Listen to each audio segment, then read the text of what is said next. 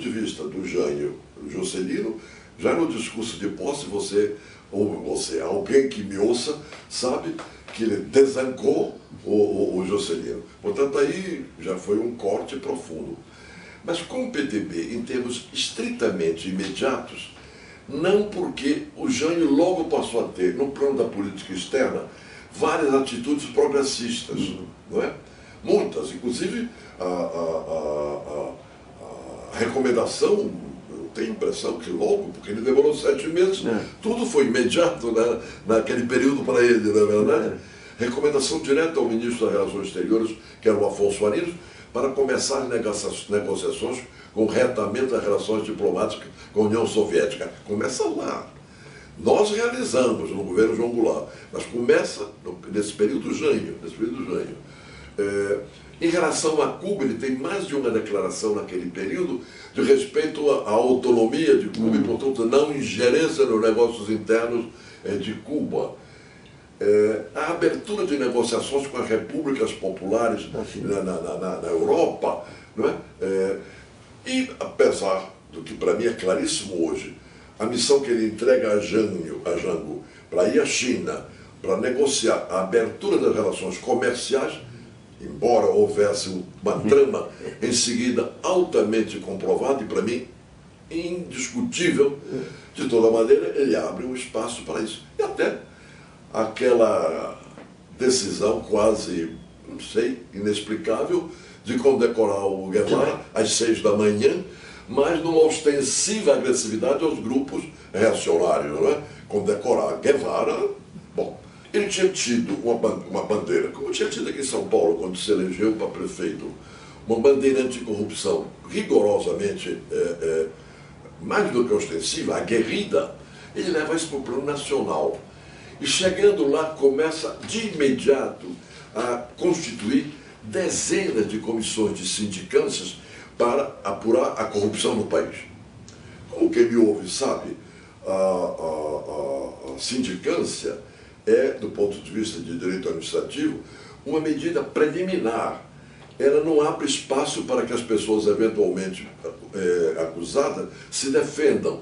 É para apenas medir se há ou não razão para fazer o inquérito. Logo, qualquer conclusão de uma comissão de sindicância não tem nenhuma força para dizer está comprovado, não houve defesa, não houve espaço de defesa. Pois bem, nesse limite que todo mundo que minimamente sabe do direito administrativo, e portanto no parlamento, sabia-se. Entretanto, ele passou a divulgar os resultados das comissões de sindicâncias e entre elas algumas acusações contra o Jango, que iam ao extremo, se a memória não me falha, dele ter levado talheres de um banquete policial, etc, etc.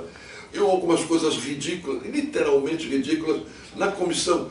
Não era uma responsabilidade dele, direta, mas era ele, ao fim e ao cabo.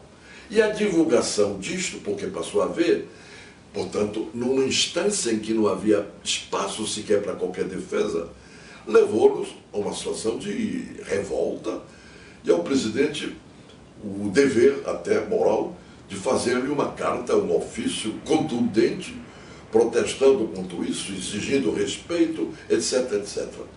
Para nós ficou também que havia algo de ordem pública, que era a posição do Jânio, do Jânio em relação ao Guevara, etc.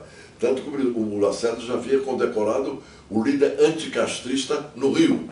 Ou seja, havia já um confronto expresso, público. Bom, chegando ao palácio, o Jânio o recebe, não leva adiante as conversas, não sei até onde chegaram, e ele pede que ele vá conversar com o ministro Pedroso Horta. O Lacerda vai conversar com o ministro Pedroso Horta no apartamento dele e fica hospedado no Palácio da Alvorada. Aí entra o cerne da crise que deflagra, pelo menos, a decisão do Jânio efetivar a renúncia. É incrível as coisas menores como de repente se entrelaçam. A mala do Lacerda. Não é verdade? Na conversa com o Lacerda, o Pedroso Horta passa a tentar ganhá-lo para a conspiração que ele, Pedroso Horta, com o Jânio e não sei quantos mais, estavam fazendo para a hipótese de um golpe de Estado. Como fazer, não estava explícito, pelo menos eu não conheço como seria. Mas o objetivo era, claro, a começar por fechar o Congresso, para que se mudassem certas instituições que tornavam o país ingovernável. Essas teses não teriam sido aceitas por Lacerda. Bom, rompe-se a reunião. Lacerda volta para o palácio. Ao retornar, encontra sua mala na guarita, ou seja, ele tinha sido despejado. É uma coisa espantosa. E a revolta, etc., vai para o Rio. Ou porque realmente tinha tido uma posição radicalmente contrária à tentativa golpista, ou ferido no seu brio ao extremo de ser despejado, o fato é que no dia seguinte, no Rio, por um programa de televisão, ele denuncia isso que eu estou aqui tentando fazer o resumo. Fui convocado para tentar o golpe, denuncia a tentativa de golpe de Estado a estar sendo armado pelo Jânio com absoluta articulação do Pedroso Horta. Este é o cerne da coisa. Eu me recordo que nós tínhamos terminado uma reunião noturna na Câmara e ao término fomos tomar um lanche, vários de nós. Estávamos ali, quando de repente alguém passa pelo bar e nos diz: já souberam das declarações do Lacerda? Que declarações? Nos revelam, nós não tínhamos ouvido. Nos telefonamos a uns e aos outros, vários tinham ouvido, mas é de uma gravidade absoluta. Vamos nos reunir. E passamos a nos chamar, etc., gregos e troianos, e fomos todos para o parlamento. Não para uma sessão formal, um encontro, para perceber até onde havia ou não havia. Bom, comprovadamente tinha havido as acusações do Lacerda. E era de uma gravidade que era preciso comprovar ou não. Bom, ali com a presença, inclusive, do líder da UDN, portanto, do governo, deputado Pedro Aleixo, insistimos que o ministro Pedroso Horta desse uma declaração explicativa sobre o quadro. E o ministro nos mandou um ofício, mas tão vago, tão genérico, que não respondia nada. 25 de agosto, quando estávamos com esse quadro em marcha, fomos às 3 da tarde surpreendidos, quando dezenas de jornalistas correndo pelos corredores passam pelo meu gabinete gritando: Jânio renunciou, Jânio renunciou. Algo realmente adoidado, se eu puder fazer uma síntese, né?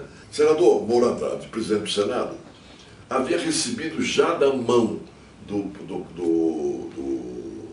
ministro da Justiça, os chamados documentos, os dois documentos. A carta, o ofício renunciando e um documento que era uma mensagem à nação explicativa. Já havia entregue. E o Moura Andrade, estranhamente, sem que tivesse ouvido primeiro sequer o presidente da Câmara, manda imediatamente multiplicar o texto e entrega para os jornalistas.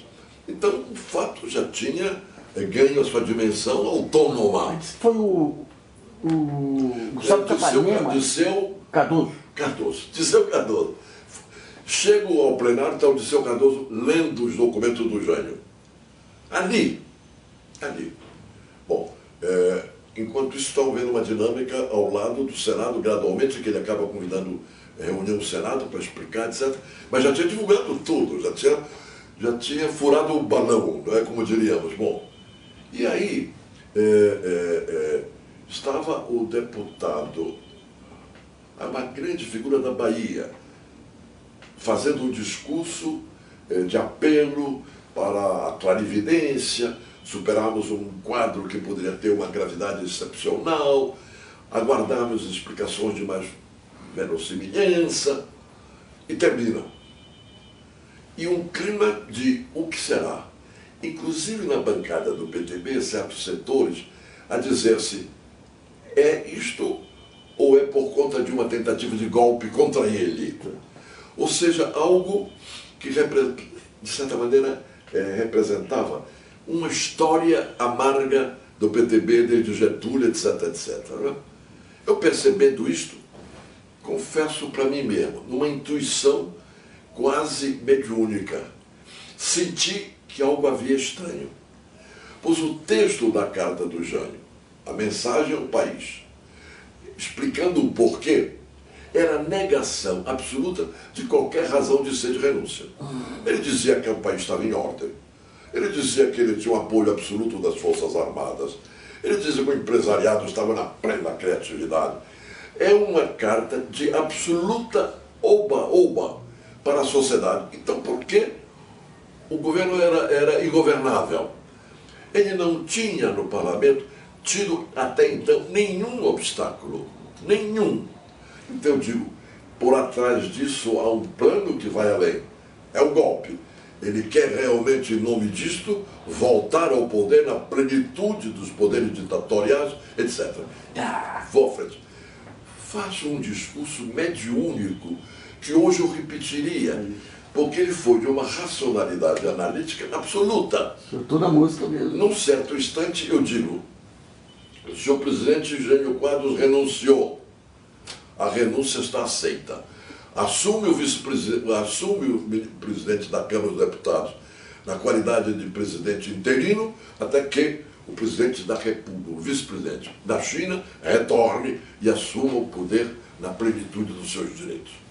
Aí o deputado Gustavo Campanella, que era um jurista, me pede uma parte e diz: Vossa Excelência, brilhante, essas gentilezas próprias é verdade, da convivência parlamentar. Há um lado bonito nesta elegância das divergências. Vossa Excelência acaba de falar, a renúncia está aceita. Peço vênia para relembrar que em direito a renúncia é ato unilateral de vontade. Logo, não é passível de que alguém opine e julgue.